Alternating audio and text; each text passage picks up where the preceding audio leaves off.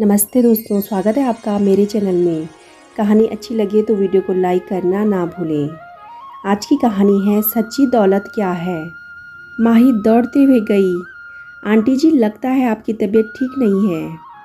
शीतल जी की बेटी सानी ने दौड़कर पड़ोस वाले घर की मिसेस शर्मा को गिरने से बचाने के लिए पकड़ते हुए कहा।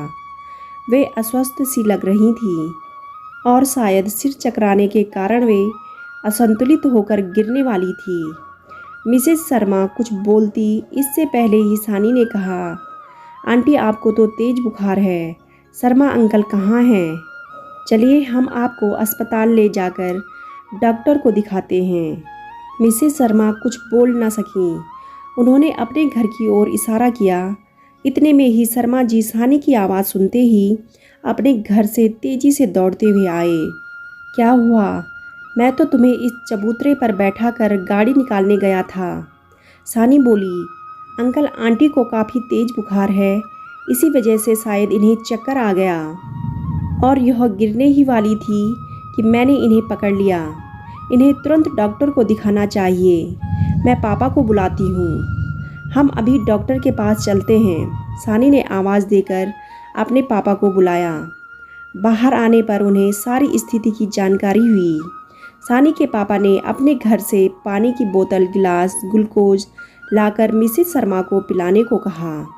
सानी के पापा ने शर्मा जी से कहा, जब सानी पानी लेकर आती है और मैं गाड़ी निकालता हूँ तब तक आप भाभी जी का ध्यान रखिए। उन्होंने गाड़ी निकाली। शर्मा जी और सानी मिसेस शर्मा को बीच में बैठाकर सहारा देते हुए पीछे वाली सीट पर बैठे। फिर चारों गाड़ी से अस्पताल के आपातकालीन विभाग में पहुँचे। डॉक्टर ने मिसेस शर्मा का चेकअप किया और उन्हें स्वास्थ्य संबंधी कब और क्या समस्या है इसकी जानकारी दी। इसके पश्चात उनके उपचार में उनको कुछ इंजेक्शन देकर ग्लूकोज देने के लिए बोतल चढ़ाने की प्रक्रिया शुरू कर दी गई। डॉक्टर के अनुसार मिसेस शर्मा को डिहाइड्रेशन हो गया था। चिकित्सीय देखरेख में उन्हें अस्पताल में रोकना अनिवार्य था। डॉक्टर के अनुसार उन्हें पहले ही आ जाना चाहिए था। कभी कभी देरी होना घातक हो जाता है। डॉक्टर ने आवश्यक दवाइयाँ लेकर आने को कहा। डॉक्टर के द्वारा लिखी गई सभी दवाइयाँ सानी के पापा मेडिकल स्टोर से लेकर आ गए थे। सानी मिसेस शर्मा के बेड के पास स्टूल पर बैठ गई। स्टाफ नर्स ने इशारे से मरीज के पास सिर्फ एक व्यक्ति को छोड़कर बाकी लोगों को बाहर जाकर बैठने को कहा ताकि वार्ड में भीड़ भाड़ न हो। शर्मा साहब सानी के पड़ोसी थे। उनको और उनकी पत्नी को अपनी अमीरी पर बड़ा ही घमंड था। उनके साथ वाले परिवारों से वे बातचीत करना भी अपना अपमान समझते थे।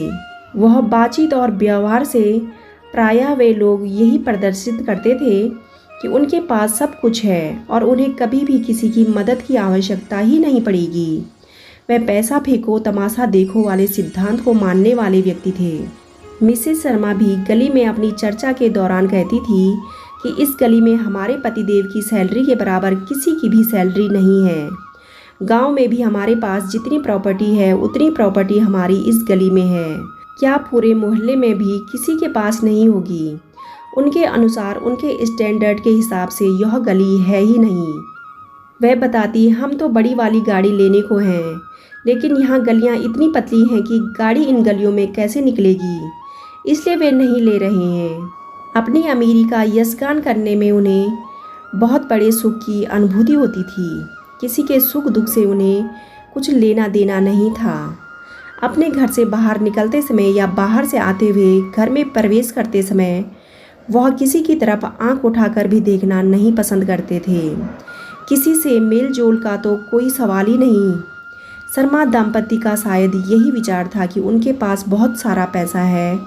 आज के समय पैसे की मदद से कुछ भी किया जा सकता है।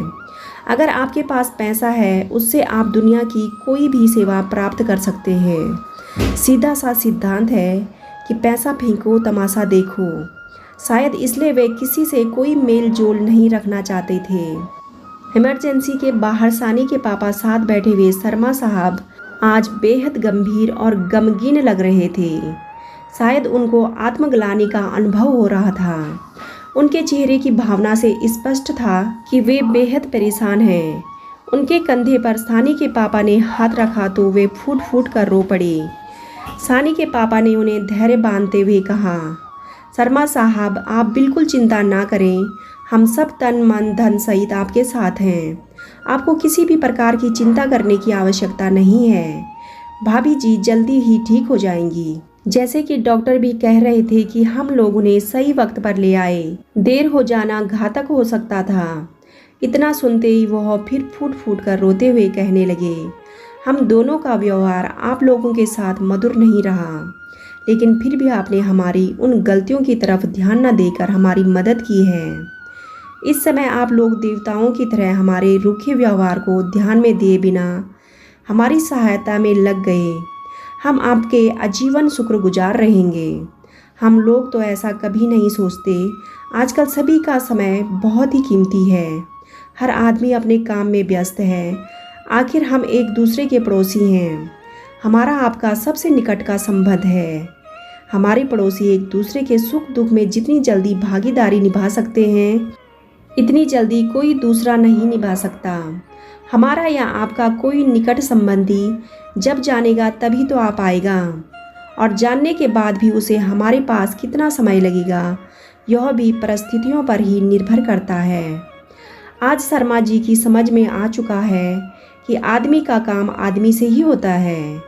अगर इस समय आप लोगों ने मदद न की होती तो मैं अकेले ऐसे कैसे लाता, और अगर देर हो जाती तो न जाने क्या हो जाता।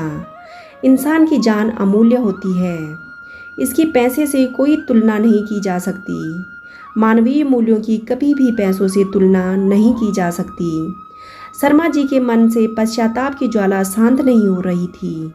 इसलिए कभी भी पैसे हो या अन्य चीज़ें, इंसान को कभी भी घमंड नहीं करना चाहिए, क्योंकि ज़िंदगी में वक्त और हालात कभी भी बदल सकते हैं। दोस्तों, अगर आपको कहानी थोड़ी सी भी पसंद आई हो तो वीडियो को लाइक, शेयर और चैनल को सब्सक्राइब करना ना भूलें। कहानी सुनने के लिए आप सभी का तहे दिल से धन्यवाद।